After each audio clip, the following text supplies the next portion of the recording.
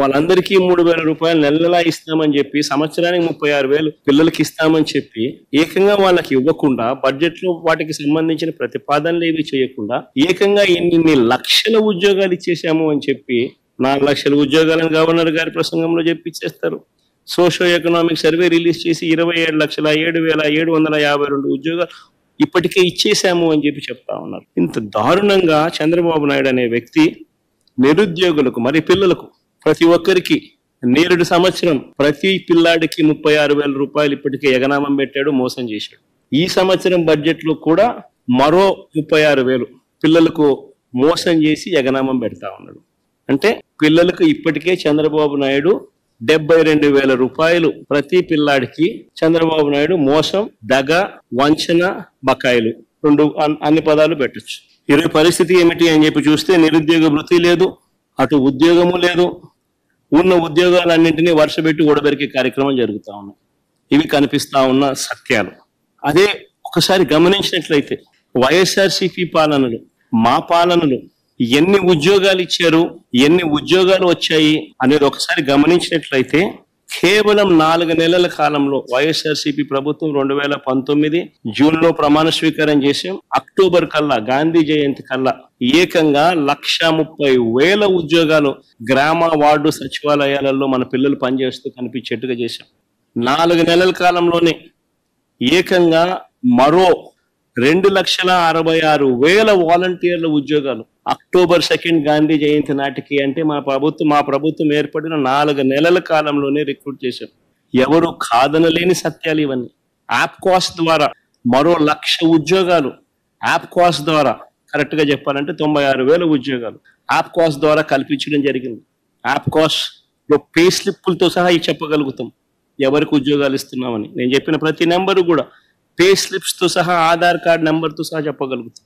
గ్రామ సచివాలయాల్లో పనిచేస్తా ఉన్న పిల్లలైతేనేమి, 130,000 పైచిలుకు పిల్లలైతేనేమి, 2,66,000 వాలంటీర్లు అయితేనేమి, ఆప్కాస్ లో పనిచేస్తా ఉన్న 96,000 మంది పిల్లలైతేనేమి, ఆర్టీసీ విలీనం ద్వారా 58,000 మంది ఆర్టీసీ ఎంప్లాయీస్ కి రెగ్యులరైజ్ చేస్తూ వాళ్ళందరికీ తోడుగా ఉండే కార్యక్రమం అయితేనేమి, ఇవి కాక మిగిలిన కాంట్రాక్టు, మిగిలిన గవర్నమెంట్ ఉద్యోగాలన్నీ కూడా లెక్కేసుకుంటే అక్షరాల 5 సంవత్సరాల కాలంలో వైఎస్ఆర్సీపీ ప్రభుత్వ హయాంలో వివిధ సెక్టార్లలో గవర్నమెంట్ ఉద్యోగాలు అని అంటే గవర్నమెంట్ ఉద్యోగాలు, అవుట్ సోర్సింగ్, కాంట్రాక్టు అన్ని గవర్నమెంట్ పరానికి సంబంధించినవి 6,31,310 మందిని వైఎస్ఆర్సీపీ హయాంలో ఉద్యోగాలు ఇచ్చారు.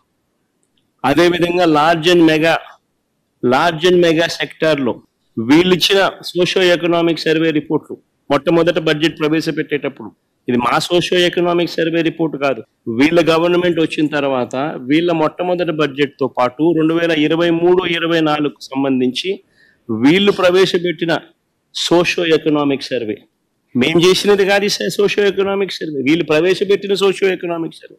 వీళ్ళ ప్రకారమే లార్జ్ అండ్ మెగా ఇండస్ట్రీస్ లో 102,000 ఉద్యోగాలు ఇవ్వడం జరిగింది. ఎంఎస్ఎంఈ సెక్టార్ లో ఈ వైఎస్ఆర్సీపీ హయాంలో 2019 నుంచి 2024 మధ్యలో ఏకంగా 32,79,970 ఉద్యోగాలు ఇచ్చారు.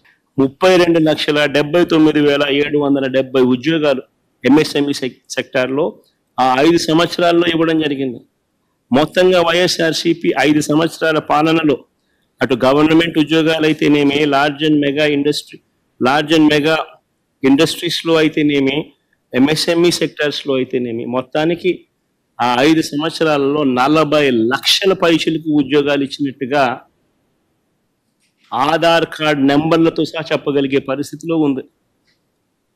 సోషో ఎకనామిక్ సర్వేలో నేను చూపించే సోషో ఎకనామిక్ సర్వే మా ప్రభుత్వంలో మేం చేసినది కాదు. చంద్రబాబు నాయుడు అధికారంలోకి వచ్చినాక తాను మొట్టమొదటి బడ్జెట్ ప్రవేశపెట్టేటప్పుడు తాను రిలీజ్ చేసిన సోషో ఎకనామిక్ సర్వే, తన హయాంలో రిలీజ్ చేసిన సోషో ఎకనామిక్ సర్వే. ఉద్యోగాలు కల్పించే విషయంలో ఏ ప్రభుత్వం ఎంత చిత్తశుద్ధిగా పనిచేస్తా ఉంది, ఏ ప్రభుత్వం ఎంత నిజాయితీగా పిల్లల పట్ల ఉంది అని చెప్పడానికి ఇదొక నిదర్శనం. వీళ్ళు ఒకవైపున ఉద్యోగాలు క్రియేట్ చేయకపోగా మరోవైపున పారిశ్రామికవేత్తలను బెదరగొట్టి పంపిస్తా ఉన్నారు. కడపలో స్టీల్ ఫ్యాక్టరీ పెట్టడానికి ముందుకు వచ్చిన సజ్జన్ జిందాల్ని బెదరగొట్టి పంపించాడు. అరబిందో సంస్థను వీళ్ళే బెదిరించి పంపించేసే కార్యక్రమం చేస్తా ఉన్నారు.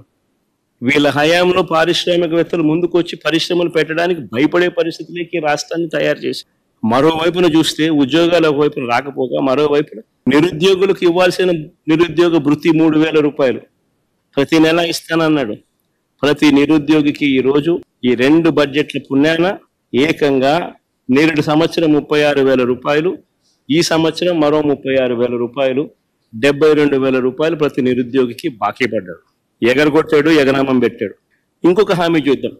ఎన్నికల వేళ ఈ పెద్ద మనిషి చంద్రబాబు నాయుడు అన్న ఇంకొక హామీ, 18 సంవత్సరాల నుంచి 59 సంవత్సరాల మధ్యలో ఉన్న ప్రతి మహిళకు 18 to 60 లోపు ఉన్న ప్రతి మహిళకు 18 సంవత్సరాల నుంచి 60 ఏళ్ల దాకా ప్రతి మహిళకు నెలకు 1,500 రూపాయలు, అంటే సంవత్సరానికి 18,000 ఇస్తానన్నాడు. ప్రతి ఇంటికి నీకు 18,000, నీకు 18,000, నీకు 18,000 అని చెప్పాడు. ఇంటికి వెళ్ళి ప్రచారం చేస్తూ ఆడబిడ్డ నిధి అని చెప్పి ఒక పేరు కూడా, బ్రహ్మాండమైన పేరు కూడా పెట్టాడు. నేను అడుగుతా ఉన్నాను, ఇప్పుడు ఓటర్ లిస్ట్ మన కళ్ళ ఎదుటే ఉంది. మొన్ననే ఓటింగ్ అయిపోయింది. 2,07,00,000 మంది మహిళా ఓటర్లు ఓటు వేశారు అని చెప్పి మన కళ్ళ ఎదుటే కనిపిస్తా ఉంది. ఆధార్ కార్డు నంబర్లతో సహా డీటెయిల్స్ అన్ని మన కళ్ళ ఎదుటే కనిపిస్తా ఉన్నాయి. ఓటర్ లిస్టులు ఎలాగో ఉన్నాయి. వీళ్ళంతా 18 సంవత్సరాలు నిండిన వయసు వాళ్ళే, అందుకనే వీళ్ళంతా ఓటర్లు అయ్యారు. మరి 2,07,00,000 మంది ఓటర్లలో 60 ఏళ్ళు పైచిలకు నిండిన వాళ్ళను తీసేస్తే 1,80,00,000 మంది మిగులుతారు దాదాపుగా. మరి ఈ 1,80,00,000 మందికి సంవత్సరానికి 18,000 రూపాయలు చొప్పున కేటాయింపులు చేస్తే 32,400 కోట్ల రూపాయలు కేటాయింపులు చేయాలి. నేరుడు బడ్జెట్ లో కేటాయింపులు 0, ఈ బడ్జెట్ లో కేటాయింపులు 0. అంటే ప్రతి మహిళకు చంద్రబాబు నాయుడు పుణ్యాన ఈ 2 బడ్జెట్లతో కలిపితే నేరుడు సంవత్సరం 18,000 రూపాయలు ఎగనామం ప్రతి మహిళకు, ఈ సంవత్సరం మరో 18,000 రూపాయలు ప్రతి మహిళకు ఎగనామం. ప్రతి మహిళకు చంద్రబాబు నాయుడు 36,000 బాకీ ఉన్నాడు. మహిళలందరికీ ఉచిత బస్సు, ఇది చాలా చిన్న హామీ వాస్తవం చెప్పాలంటే. సంవత్సరానికి మహా అయితే నెలకు 275 కోట్లు కావచ్చు, సంవత్సరానికి మహా అయితే 3,500 కోట్లు కావచ్చు. చాలా చిన్న హామీ వాస్తవం చెప్పాలంటే. ఎన్నికల మేనిఫెస్టోలో ఈ హామీ పెట్టాడు. ఫస్ట్ ఇయర్ అయిపోయింది, ఎగరగొట్టేశాడు. మళ్ళీ 2వ సంవత్సరం, మళ్ళీ ఈ సంవత్సరం బడ్జెట్ లో చూస్తామా అంటే కనిపించడం లేదు. ఈ సంవత్సరము ఎగనామే. మా రాయలసీమలో ఉన్న మహిళలందరూ ఎదురు చూస్తున్నారు, విశాఖపట్నం పోయి రావచ్చు కదా, బాగుంటుంది కదా అని చెప్పి.